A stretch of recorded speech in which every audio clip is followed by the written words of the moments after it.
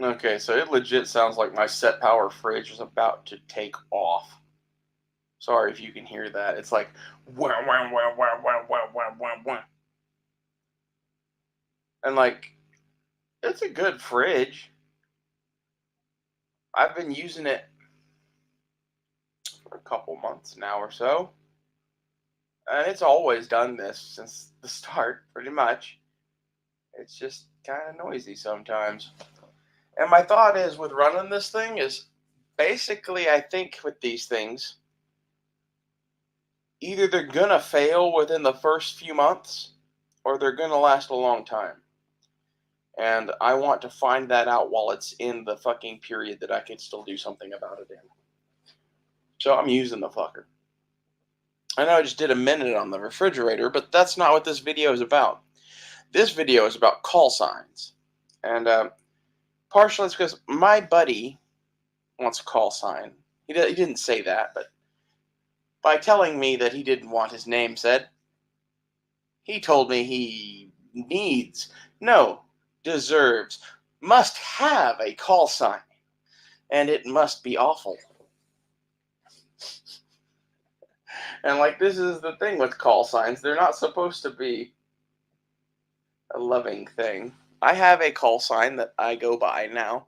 I've had many that were like internet handles or whatever. Peter6net was one I went by for a long time. Um, eh. What I like to go by now is hateful, and that is my grandfather's original call sign from Vietnam that he hung up when he got back. And occasionally, he'd pull hateful out of the closet. Occasionally, he would pull hateful out of the closet drunk at my birthday party or some shit like that. And I do a pretty goddamn good impersonation as a result. I can scare the living fuck out of people. And it's because of that. And he saw me do that a couple of times and told me about this. And said that there's a part of him that he didn't like to fucking bring out or whatever, and that was kind of the part that he put away when he left Vietnam, and for whatever reason I had it.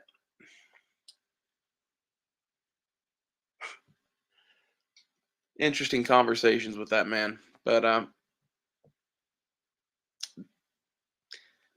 that was a private nickname for me towards the end.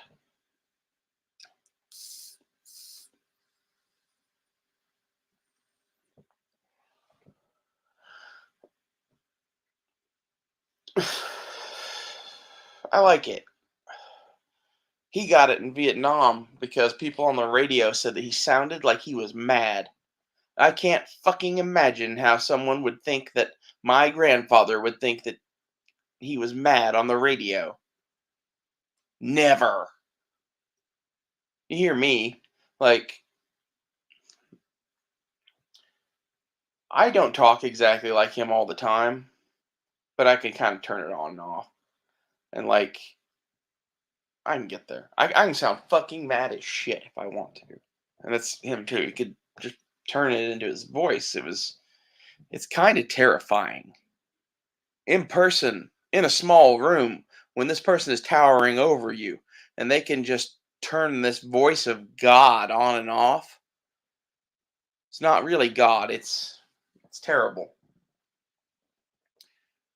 It's how my grandfather was speaking to men in Vietnam before he killed them, basically.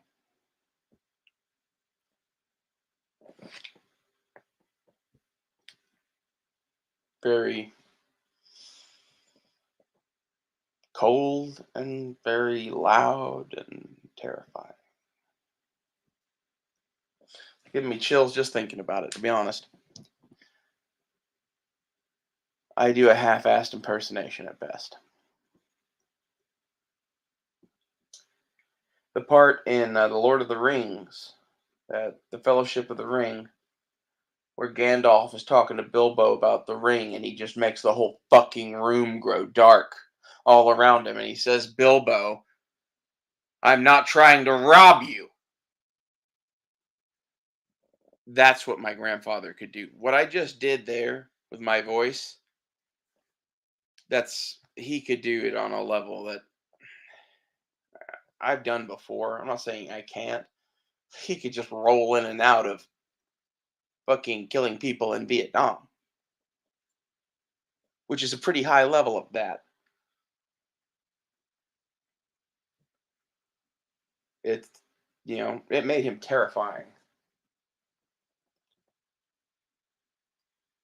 And yet at the same time, like, he was my favorite person in the world and I wasn't afraid at all. He wouldn't hurt me ever. If you want to understand my grandfather, go watch The Wind and the Lion and go watch The Raizuli, which is Sean Connery's role. Particular when he's like waving the sword around the bitch and she's all scared and he doesn't get it. That's my grandfather. It's like, well, I have total control of this blade and I love you. You have nothing to fear.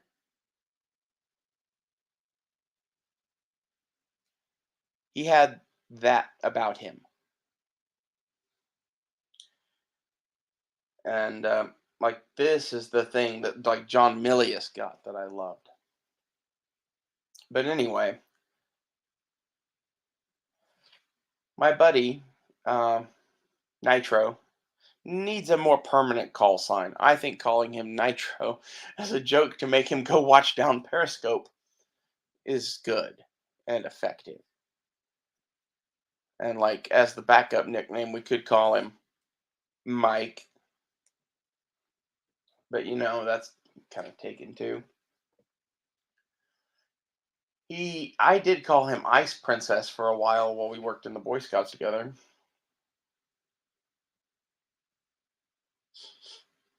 He never really stuck. It's got to be something catchy.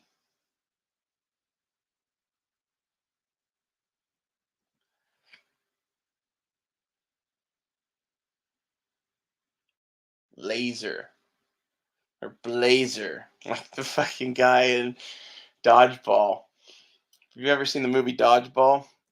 When fucking, what is the name of that thing? When the Average Joe's team is playing the Globo Gym Purple Cobras, led by Ben Stiller. Sorry, I'm contorting my faces to remember actors' names. Doesn't everyone do that? Anyway,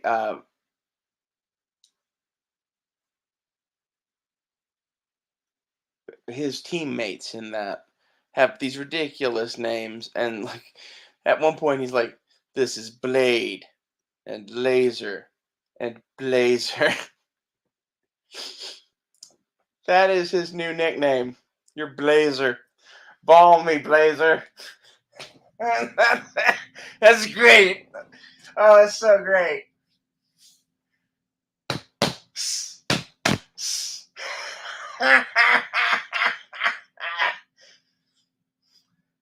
I'm so high and kind of sick and like about to cough, so I'm gonna mute for a second.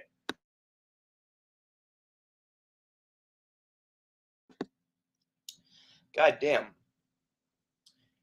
I'm glad I did this video. That is 100% his new nickname. I christened the Blazer.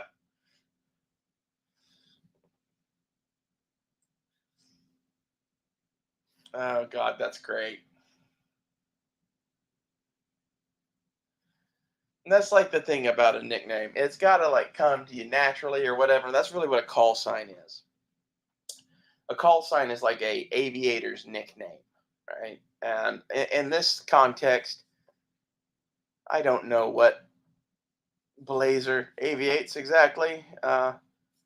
Maybe we're driving cars for all I know. Like, that's really what we do, I guess. We have automobiles until we build some sort of gyrocopters and take over the planet. You know, that's going to be so much fun. I want a gyrocopter army. That's what we're having call signs for.